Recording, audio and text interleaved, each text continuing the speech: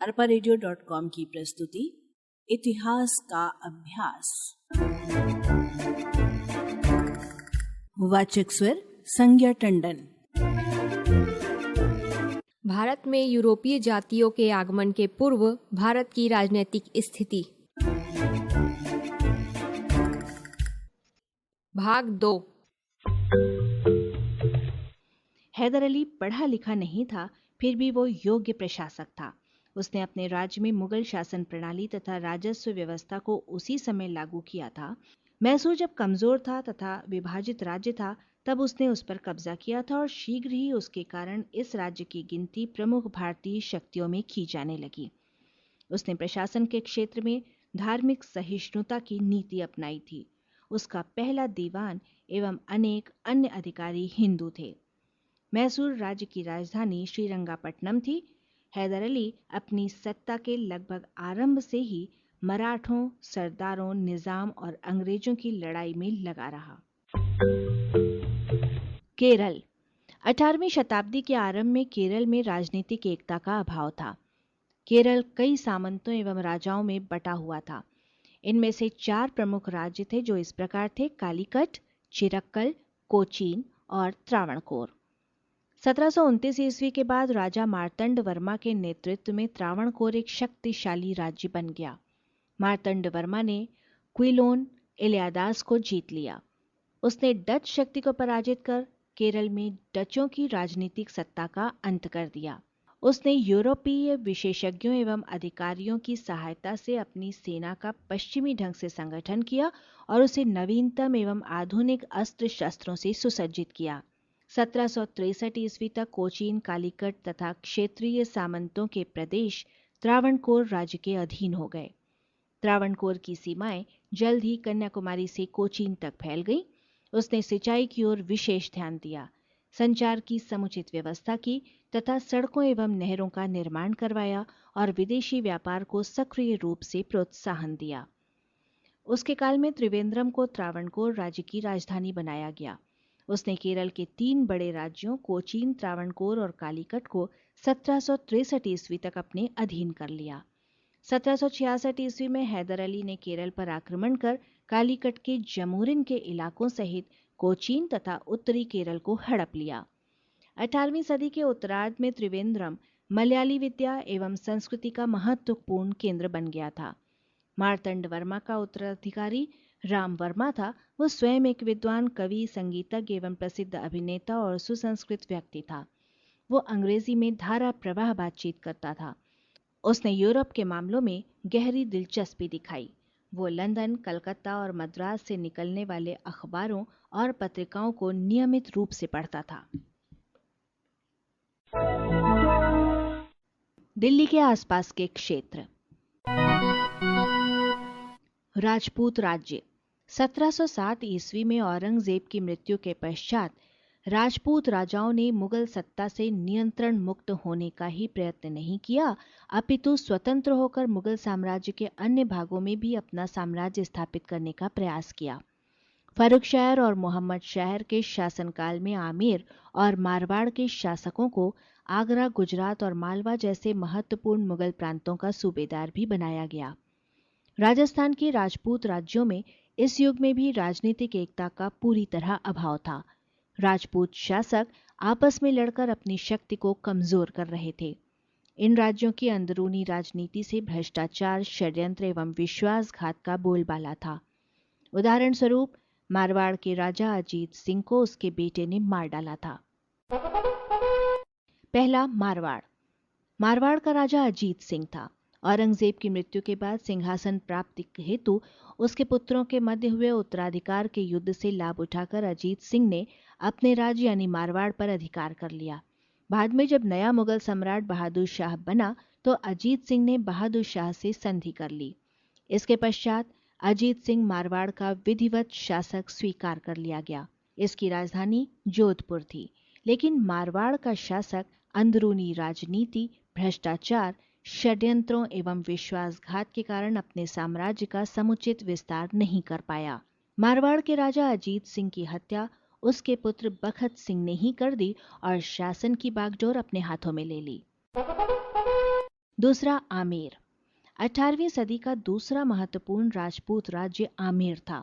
आमेर की राजधानी जयपुर थी।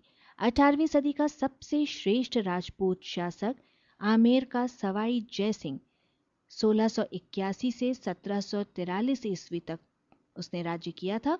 वो एक विख्यात राजनेता, कानून निर्माता और सुधारक था, परंतु सबसे अधिक प्रसिद्धि उसे विज्ञान प्रेमी के रूप में मिली। उसने सुनियोजित ढंग से जयपुर नगर का निर्माण करवाया। वो महान खगोल शास्त्री था। उसने खगोल शास्त्र के अध्ययन के लिए जयपुर, बनारस, उज्जैन, मथुरा और दिल्ली में वेधशालाएं बनवाईं। इन वेधशालाओं को आधुनिक उपकरणों से सजाया। उसने जाटों से लिए गए इलाके में जयपुर शहर की स्थापना की थी और उसे विज्ञान एवं कला का महान केंद्र बना दिया था। उसने सारिणियों का एक सेट तैयार किया जिससे लोगों को खगोल शास्त्र संबंधित पर्यवेक्षण करने में सहायता मिले। इसका नाम जिज मोहम्मद शाही था। उसने यूक्लिड के रेखा गणित के तत्व का अनुवाद संस्कृत भाषा में करवाया। उसने त्रिकोणमिति की बहुत सारी कृतियों और लघु गणकों को बनाने और इनके इस्तेमाल संबंधी नेपियर की रचना का अनुवाद भी संस्कृत में करवाया। जय सिंह समाज सुधारक भी था। उसने एक कानून लागू करने की कोशिश की जिससे लड़की की शादी में किसी राजपूत को अत्यधिक खर्च करने के लिए मजबूर न होना पड़े। इस राजा ने जयपुर में 1699 से 1743 ईस्वी तक लगभग 44 वर्षों तक शासन किया। उसने जनहित के लिए कुओं एवं धर्मशालाओं का निर्माण करवाया। उसने अपने शौर्य एवं कूटनीति से आमेर राज्य का अपूर्व विस्तार किया। राजपूताना के राजपूत राज्य आपस में संगठित न हो सके तथा वे आपसी संघर्ष एवं गृह युद्धों में ही फंसे रहे। अतः दिन प्रतिदिन राजपूतों की शक्ति कम होती गई तथा राजपूतों के प्रभाव में कमी आने लगी। जाट राज्य। जाट मथुरा, पंजाब और आगरा के आसपास रहने वाले लोग थे। जाट खेतीहरों की एक जाति थी। औरंगजेब के समय मथुरा के आसपास के जाट किसानों ने 1669 ईस्वी और फिर 1688 ईस्वी में अपने जाट जमींदारों के नेतृत्व में मुगल साम्राज्य के विरुद्ध विद्रोह कर दिया। विद्रोहों को कुचल दिया गया, परंतु इलाका अशांत ही रहा। औरंगजेब की मृत्यु के बाद जाटों ने दिल्ली एवं उसके आसपास अशांति पैदा कर दी। जाट लोगों ने लूटमार भी की। उन्होंने गरीब हो या धनी, जागीरदार हो या किसान, हिंदू हो या मुसलमान, सबको लूटा। भरतपुर में स्वतंत्र जाट राज्य की स्थापना 1715 ईस्वी में चूड़ामन ने की थी। मुगल सम्राट फर्रुखशायर ने चूड़ामन के दमन के लिए भरसक प्रयास किए, पर वह विफल रहा। 1721 ईस्वी में चूड़ामन ने आत्महत्या कर ली। चूड़ामन की मृत्यु के पश्चात उसका भतीजा बदन सिंह जाटों का नेता बना। उसने जाट लुटेरों को एक संगठित सैनिक दल में बदल दिया। बदन सिंह ने अपनी शक्ति को मजबूत करने हेतु जय सिंह की अधीनता स्वीकार कर ली। जय सिंह ने स्वयं उसका राज तिलक किया एवं उसे बृजराज की उपाधि प्रदान की तथा जाट प्रभाव के प्रदेशों में उसे पूर्ण स्वतंत्रता दे दी। बदन सिंह के बाद उसका दत्तक पुत्र सूरजमल, जो कि 1756 से 1763 ईस्वी तक था, जाटों का राजा बना। वो जाटों का सबसे शक्तिशाली राजा था। उसने 1761 ईस्वी में आगरा पर भी अधिकार कर लिया था। इसके अतिरिक्त मथुरा, भरतपुर, अलीगढ़, इटावा, मेरठ आदि भी उसके राज्य में थे। वो जाटों में सर्वाधिक शक्तिशाली योद्धा एवं योग्य प्रशासक था। पानीपत के तृतीय युद्ध के पश्चात वह उत्तर भारत का सबसे शक्तिशाली राजा था। सूरजमल का राज्य उत्तर में दिल्ली की सीमा से लेकर दक्षिण में चंबल नदी तक, पूरब में गंगा नदी से पश्चिम में आगरा तक विस्तृत था। यद्यपि वह किसान की पोशाक पहनता था और सिर्फ अपनी ब्रिज बोली बोल सकता था, तथापि वह जाट जाति का अफलातून यानी कि प्लेटो था। समझदारी और चतुराई तथा राजस्व और नागरिक मामलों का प्रबंध करने की योग्यता में उसकी बराबरी करने वाला शासक आसफ जाह बहादुर को छोड़कर हिंदुस्तान के बड़े सामंतों में कोई नहीं था। उसका 1763 ईस्वी में निधन हो गया और उसके बाद जाट राज्य का विघटन हो गया। बंगश पठान और रूहेले। मुगल साम्राज्य के विघटन के बाद एक अफगान दुस्साहसी मोहम्मद खां बंगश ने फर्रुखाबाद के इर्द गिर्द के इलाके यानी कि अलीगढ़ और कानपुर के बीच के इलाकों पर फर्रुखशायर और मोहम्मद शाह के शासनकाल में अपना अधिकार कायम कर लिया और एक स्वतंत्र राज्य की स्थापना की। बुंदेलखंड के शासक छत्रसाल ने बाजीराव पेशवा की सहायता से 1728 ईस्वी में मोहम्मद खां बंगश को बुरी तरह पराजित कर दिया। नादिर शाह के आक्रमण का इस राज्य पर गंभीर प्रभाव पड़ा। इसी मोहम्मद खां बंगश ने अपने प्रयत्नों में असफल होने पर हिमालय की तलहटी में गंगा नदी के तट से कुमाऊं की पहाड़ियों तक रुहेलखंड नामक राज्य की स्थापना की और इसकी राजधानी आंवला जिला बरेली को बनाया। बाद में रामपुर नगर को इसकी राजधानी बनाया गया। इस राज्य को दिल्ली, अवध तथा जाट राज्य से सदा टक्कर लेनी पड़ी। 1774 ईस्वी में अंग्रेज गवर्नर वॉरेन हेस्टिंग्स ने अवध के नवाब का पक्ष लेकर रुहेलखंड पर आक्रमण कर दिया। मीरनपुर कटरा की लड़ाई में रुहेला सरदार हाफिज रहमत खां लड़ता हुआ मारा गया। रामपुर के प्रदेश को छोड़कर शेष सारा रुहेलखंड अवध राज्य में मिला लिया गया। बाद में इसे रुहेला सरदार रहमत खां को सौंप दिया गया। कालांतर में वेलेजली ने इसे अंग्रेजी साम्राज्य में मिलाया और रुहेला सरदार को पेंशनर बना दिया। सिख राज्य, सिखों का अभ्युदय। सिख धर्म की स्थापना गुरु नानक देव ने 15वीं सदी में की थी। उनके शिष्य ही सिख कहलाए।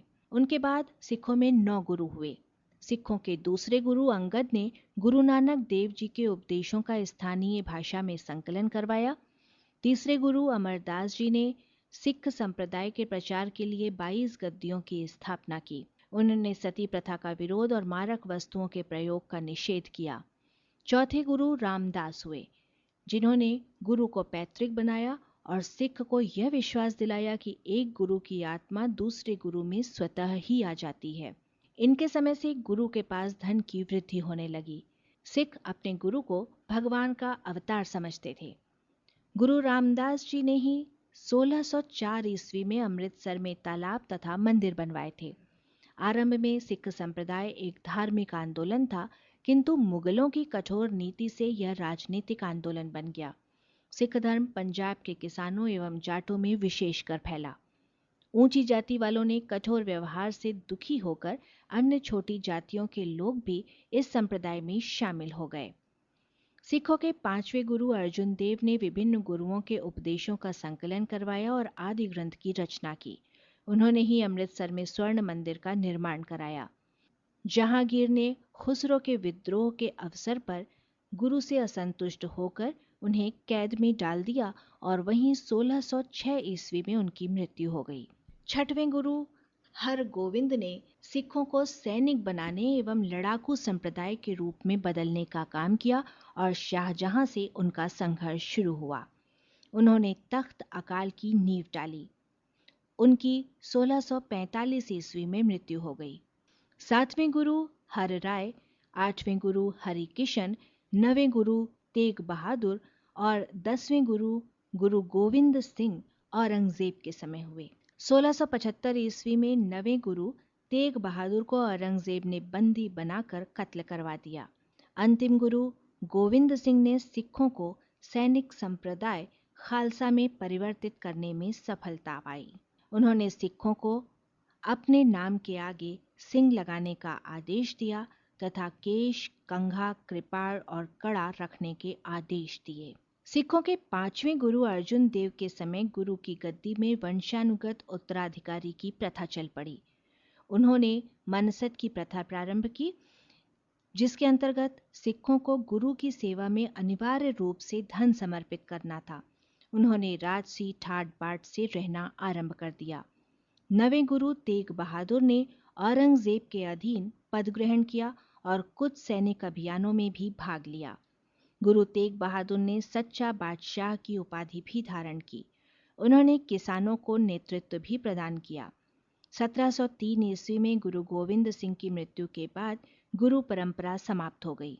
अब सिखों का राजनैतिक नेतृत्व गुरु गोविंद सिंह के एक विश्वास पात्र बंदे बहादुर ने किया। उसने सिखों को संगठित करके पंजाब में मुगल शासकों से प्रबल संघर्ष किया। 1715 ईस्वी में वह पकड़ा गया और उसका वध कर दिया गया। सिख जत्थे और मिसलें। बंदा बहादुर की मृत्यु के पश्चात कुछ समय के लिए सिखों की सत्ता का पतन हो गया, लेकिन नादिर शाह एवं अहमद शाह अब्दाली के आक्रमणों से मुगल साम्राज्य को बड़ा गहरा आघात लगा तथा मुगलों की शक्ति भी कमजोर हो गई। पंजाब की शासन व्यवस्था भी विदेशी आक्रमणों के कारण अस्त व्यस्त हो गई। इसका लाभ उठाकर सिखों ने सैनिक जत्थों में संगठित होकर सारे पंजाब पर अधिकार कर लिया। उस समय सिखों के 12 छोटे छोटे राज्य पंजाब के विभिन्न भागों में स्थापित हो गए थे। ये राज्य मिस्ल कहलाते थे। मिस्लों की स्थिति छोटे छोटे गणराज्यों के समान थी। आरंभ में मिस्लें समानता के सिद्धांत पर आधारित थीं। मिस्लों की सरदारों को चुनने में सभी सदस्य भाग लेते थे, लेकिन बाद में मिस्लों का जनतांत्रिक स्वरूप समाप्त हो गया और शक्तिशाली सरदारों ने मिस्लों का नेतृत्व संभाल लिया। बाद में मिस्लों के सरदार अपने हितों एवं स्वार्थों के लिए आपस में ही लड़ने लगे। इससे खालसा की एकता को धक्का लगा। मिस्लों के सरदारों ने अपने आप को स्वतंत्र घोषित कर लिया और इन परिस्थितियों में 18वीं सदी में सुकुर चकिया मिस्ल के महत्वाकांक्षी सरदार रणजीत सिंह ने बहुत सी मिस्लों को पराजित कर पंजाब में शक्तिशाली सिख राज्य की नींव डाली। इसलिए भारत के आधुनिक इतिहास में महाराजा रणजीत सिंह को एक अद्वितीय स्थान प्राप्त है। मराठा शासन का उत्थान एवं पतन। मराठा राज्य की नींव औरंगजेब के शासनकाल में शिवाजी ने 1674 ईस्वी में रखी थी। शिवाजी की मृत्यु 1680 ईस्वी में हो गई। 1680 ईस्वी में संभाजी मराठा शासक बना, किंतु 1689 ईस्वी में औरंगजेब ने उसे संगमेश्वर नामक स्थान पर पकड़ लिया और बंदी बनाकर मार दिया। संभाजी के पुत्र शाहू को भी बंदी बना लिया गया। संभाजी के बाद मराठा छत्रपति उसका छोटा भाई राजा राम हुआ। उसने 1689 ईस्वी से 1700 ईस्वी तक शासन किया। तत्पश्चात उसकी पत्नी ताराबाई ने 1700 से 1707 ईस्वी तक मराठा साम्राज्य की बागडोर संभालकर मुगलों से संघर्ष करती रही। औरंगजेब की मृत्यु के समय महाराष्ट्र की वास्तविक शासिका ताराबाई थी। वो अपने पुत्र शिवाजी द्वितीय की संरक्षिका के रूप में शासन कर रही थी। पतनोन्मुख मुगल साम्राज्य और मराठे। मुगल साम्राज्य और उसकी राजनीति व्यवस्था के खंडहर में उदित शक्तियों में सर्वाधिक शक्तिशाली मराठा राज्य था। उसने विघटित होती हुई मुगल सत्ता को प्रबल चुनौती दी। इसमें ही मुगल साम्राज्य के पतन से उत्पन्न राजनीतिक रिक्तता को भरने की शक्ति थी। इस मराठा राज्य में अनेक शूरवीर बहादुर प्रतिभाशाली सेना नायक और राजनेता हुए, परंतु आपसी एकता एवं संगठन के अभाव के कारण मुगलों का स्थान लेने में असफल रहे। वे मुगल साम्राज्य से तब तक संघर्ष करते रहे जब तक उसका विनाश नहीं हुआ। छत्रपति शाहू और पेशवा योग। शाहू 17 वर्षों तक मुगलों की कैद में रहा था। 1707 ईस्वी में औरंगजेब की मृत्यु के बाद ही वह मुगलों की कैद से स्वतंत्र हो पाया था। मुगलों की कैद से स्वतंत्र होने के बाद अब शाहू महाराष्ट्र पहुंचा। कुछ मराठे सरदार जैसे परसोजी भोंसले, बालाजी विश्वनाथ एवं सिंधिया आदि के सहयोग से उसने ताराबाई को पराजित कर दिया और महाराष्ट्र में सतारा को राजधानी बनाकर वह मराठों का छत्रपति हो गया। वह लगभग 40 वर्षों 1708 से 1748 ईस्वी तक शासक रहा। शाहू को राजा राम की दूसरी पत्नी राजसबाई के पुत्र संभाजी द्वितीय, जो कोल्हापुर का राजा बन गया था, से भी संघर्ष करना पड़ा, लेकिन शाहू ने 1731 ईस्वी में उसे पराजित कर अपनी अधीनता स्वीकार करने के लिए विवश कर दिया। जीएस सरदेसाई ने शाहू का मूल्यांकन करते हुए लिखा है कि शाहू ने मराठा राज्य के विकास में महत्वपूर्ण भाग लिया। उसकी सबसे महत्वपूर्ण सेवा यह थी कि उसने विघटनशील राज्य को आवश्यक संगठन प्रदान किया और उसे एक केंद्र से संबोधित किया। शाहू की महत्वपूर्ण देन पेशवाओं की स्थापना एवं उन्हें संरक्षण प्रदान करना है।